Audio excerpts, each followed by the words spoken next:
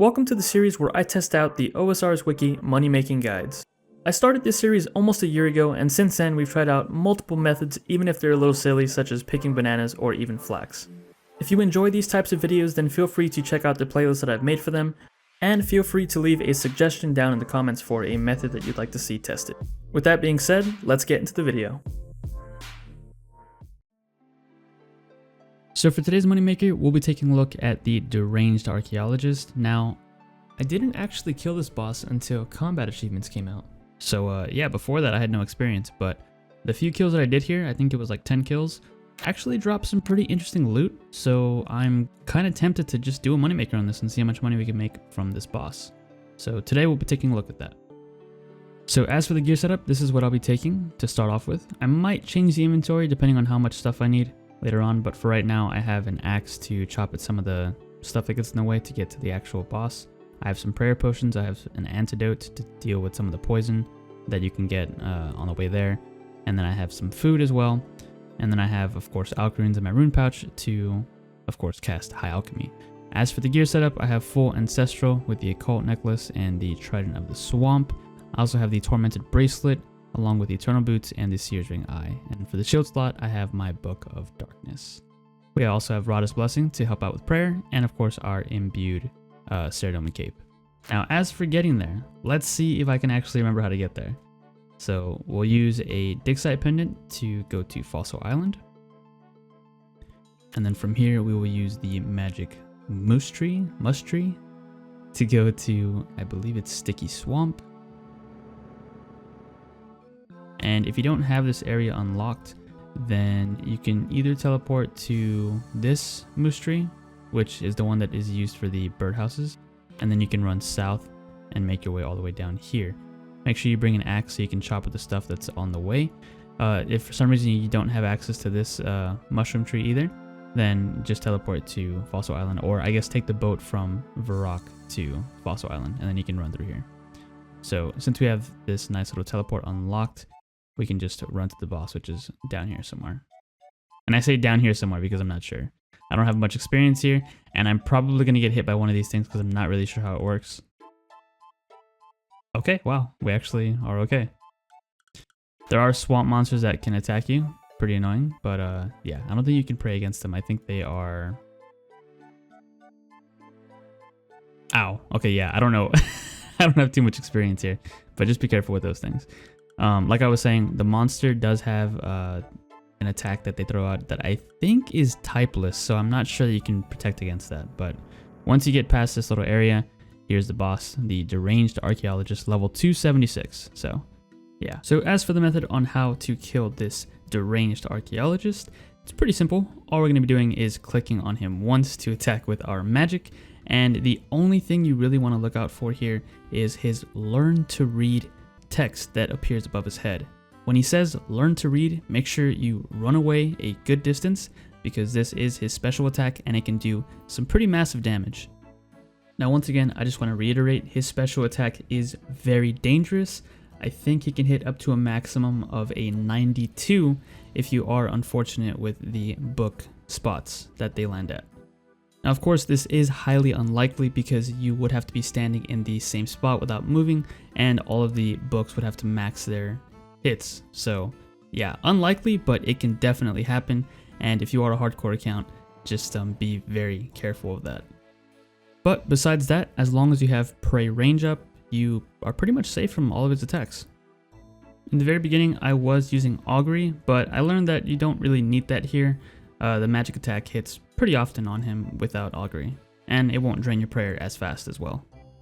And speaking of prayer drain, your priority here gear-wise should be magic damage bonus, and if not that, then prayer bonus. That way you can stay here for longer without using that much prayer potions. I also found out that he drops a good amount of food, so you don't even need to bring a full inventory of food. Throughout this 1 hour, I was juggling the sharks that I brought, so yeah, food really isn't necessary, but I would still bring about maybe 5 pieces of shark. Now once you kill the Deranged Archaeologist, he has a spawn rate of 30 seconds, so if you wanted to speed it up, you could hop to another world, but I didn't do that for this moneymaker. I just stayed in the same world and waited 30 seconds between each kill. But if you're going for maximum kills per hour, go ahead and find a world that isn't taken up already, and you can hop back and forth between 2 worlds. Now luckily we were able to last the entire hour here with the amount of prayer potions and food that we brought. Once again, I would probably opt for more prayer potions over food, just because he drops a good amount of food and we just ended up juggling everything. And as you saw there, he does have a chance of dropping the longbone. We did get, I guess, lucky or unlucky enough to get that drop, but yeah, free construction XP. Now, in terms of drops at this boss, it's nothing too crazy, but it does seem like it would benefit Iron Man more than main accounts. So, of course, you have a seed drop table with plenty of seeds on there. You can even get cannonballs and dragon arrows here, as well as some alchables like the Rune 2-hand, Rune Sword, and Black D'hide Body. Also, he does drop the Runite Limbs in a 1 in 25.6 drop rate, so this could be helpful for Iron Man accounts that are trying to get a Rune Crossbow. I think it's better than going to the wilderness and killing the archaeologist there, especially if you're a hardcore Iron Man. And speaking of drops, it is possible to only obtain bones from this boss. He does have a chance of dropping nothing except his remains, so yeah, that's always nice. And while we were here, we also managed to complete another combat achievement, and that was just to kill the Deranged Archaeologist 50 times. So overall, I'd say this boss is pretty chill. Once again, the only attack you have to watch out for is his special attack where he says learn to read, but besides that, you get some interesting loot here. As you can see from my inventory, we have quite a lot of crystal keys as well as some noted items. And of course, if you look at the floor, it's become very messy with all types of food. We have sharks, the potato, and I think we had some pizzas on there earlier as well. So once again, I recommend bringing more prayer potions than actual food. I think you'll be okay on food here. And yeah, the only thing that would make me bank, I think, is probably running out of inventory space, getting more crystal keys and having to bank and put those away. Overall, I'd say this boss is not very popular.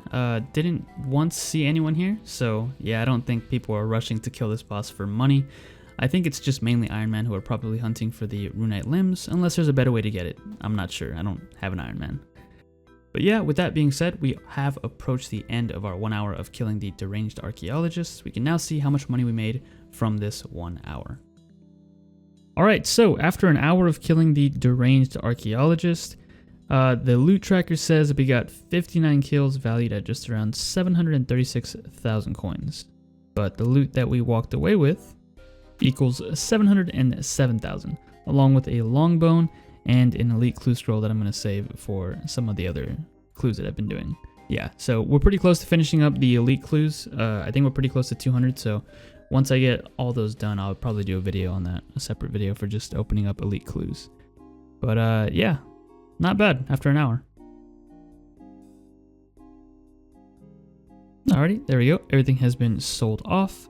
So we are left with a total value of 705,241 GP from 1 hour of killing the Deranged Archaeologist.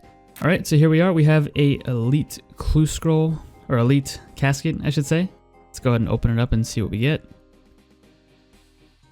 A new item for the collection log, a Mithril Dragon Mask. The total value of this is 120,000 GP. A whole lot of blue in here. Blue Firelighter, Runeplate Body, and a Mithril Dragon Mask. Oh, and a monocle. Very nice. Very fancy. Anyways, yeah, so not bad. I guess we can do a price check on all this stuff if you want. Alright, so with the loot from the Elite Clue Scroll, about 825k, but I won't add that for the final price check since the Elite Clue Scroll is pure RNG, but I thought you might want to see an opening of at least one casket.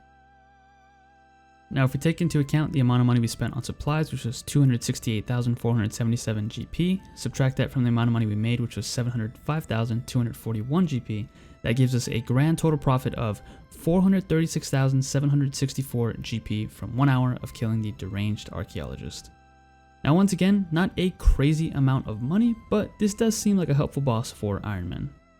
And looking back on the footage, I realized that I forgot to sell the water runes that were in my rune pouch, so we can go ahead and add an extra 1200 GP to the end of that total. Also, here's a look at the amount of XP we got during the 1 hour.